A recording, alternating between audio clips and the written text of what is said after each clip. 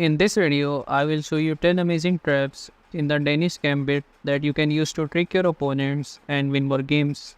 So let's move on to our first trap.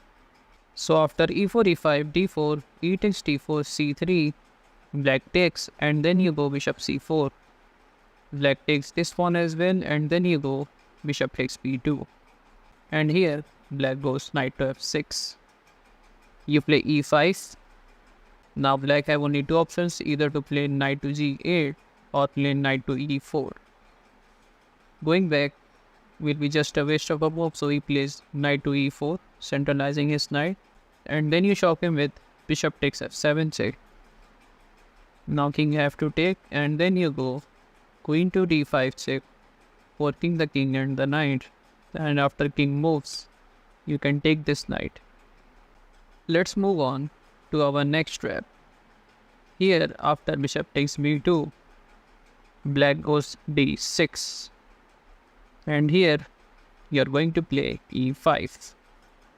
The best move for black is to play knight to c6, but thousands of players have gone d takes e5, but then you can shock him with bishop takes f7 check.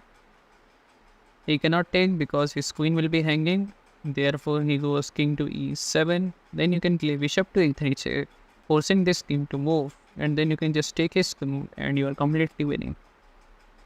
Let's move on to our next trap. Here after bishop takes b2, black goes queen to g5, attacking this g2 pawn. But you are going to completely ignore this and play knight to f3. Black happily takes this pawn, and then you go rook to g1, attacking this queen. Now the queen have only one option, which is queen to h3. But then you can play bishop takes f7 check, sacrificing the bishop. He cannot take, otherwise knight to g5, forking the king and the queen. So here he goes king to d8. Then you play rook takes g7. If he takes with the bishop, then you can take with the bishop and then take his rook as well. And also, his knight is also attacked twice. So let's say he moves his knight to e7. Then you can just play rook to g3, which is a double attack on the queen and the rook. And you will be up in material and completely winning. Let's move on to our next trap. Here after bishop takes b2, black goes bishop to b4 check. This is a common move in the Danish gambit. You play knight to c3, blocking the check. Knight f6 is a common move. You play knight to e2, gambiting this pawn. Black takes this pawn, and then you go short castle. And here, white goes knight takes c3. We recapture, and after takes, your bishops are active along this diagonal, and you are also hitting the g7 pawn. And here you are also threatening to play rook e1 check. Therefore, he goes short castle. But this is a big blunder because you can play queen to g4, threatening mate in 1. He cannot play f6 because his pawn is pinned to the king. So he have to play g6. But then you can just play queen to d4, and it's mate in 2 after queen blocks. You take the queen, and after something like rook here, you can checkmate him. Let's move on to our next trap. Here after bishop takes b2, black goes d6, you play knight f3, and here black goes bishop to g4, pinning your knight to the queen. But you can shock him with this amazing move, bishop takes f7 check, sacrificing the bishop. Now king have to take, and then you go knight to e5 check. He cannot take with the pawn because his queen will be hanging, so he have to move his king away, and then you can just take this bishop, and you are just completely winning. Let's move on to our next trap. Here after bishop takes b2, black goes knight c6. You play knight f3, knight f6, or common move. Here you play e5, attacking this knight, and here black goes knight e4. Then you play bishop takes f7 check, sacrificing the bishop. And after king takes, you play queen d5 check, forking the king and the knight. And after king moves, you can take this knight, and you are completely winning. Let's move on to our next trap. Here after bishop takes b2, black straight away goes bishop to b4 check. Then you play knight to d2, black goes knight f6. Then you go e5, attacking this knight. Knight e4 is a good option for black, putting pressure on its knight. But then you go with this amazing move, bishop takes f7 check, sacrificing the bishop. First, if he takes this bishop, then you can just play queen to b3 check, and after king moves, you can take this bishop. But here, if you place king to f8, then you can play bishop to a3, pinning his bishop to the king, so that if he takes with the knight, you can take with the queen. But what if he takes your bishop?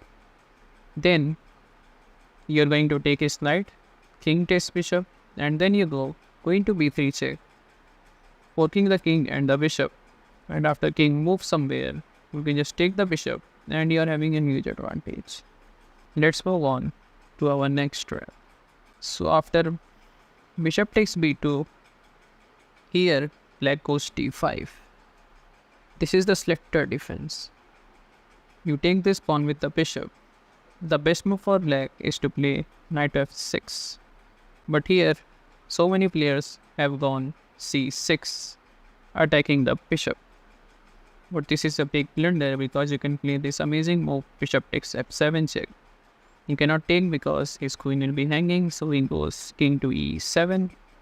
But then bishop to a3 check forces the king to move, and after king moves, you can take his queen and you are completely winning. Let's move on to our next trap. Here after d6, knight f3, black also have the option to play bishop to e6. This is one of the most common moves played by the black players. Here you play bishop takes e6, f takes e6, and then you go queen to b3, attacking the b7 pawn and also the e6 pawn. Here, queen to c8 seems like a natural move because it's defending that pawn and also defending b7 pawn as well. But then you go knight to g5, putting additional pressure on this pawn.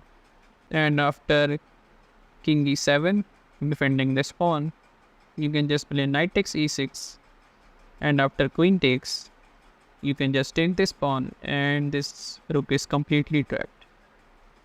So let's move on to our last trap. So here, after bishop to b4 check, you block with the knight, and then he goes knight to f6, attacking this pawn. You just play knight to f3, offering black to take this pawn. Black goes ahead, and then you castle here.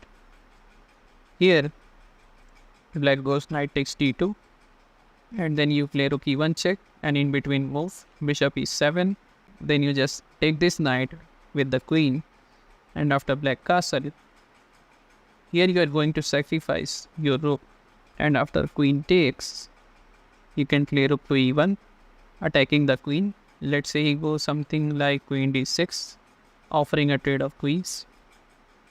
But then you are going to play queen to g5, threatening mate in 1. Let's say he goes queen g6, again offering a trade of queens. But this is a big blunder because you can play bishop takes f7 check. If he takes with the queen, then rook to e7 is over for black. So he have to take with the rook. But then you can play rook to e8 check. Rook blocks. Then you play rook takes f8. Now king is forced to take, and then you play queen d8 check. King goes down, and then knight to e5 is completely winning. Well, if you enjoyed these chess traps, then don't forget to give this video a like, and here are some more amazing chess traps like these. And don't forget to subscribe and turn on the notification bell so you don't miss more of these videos.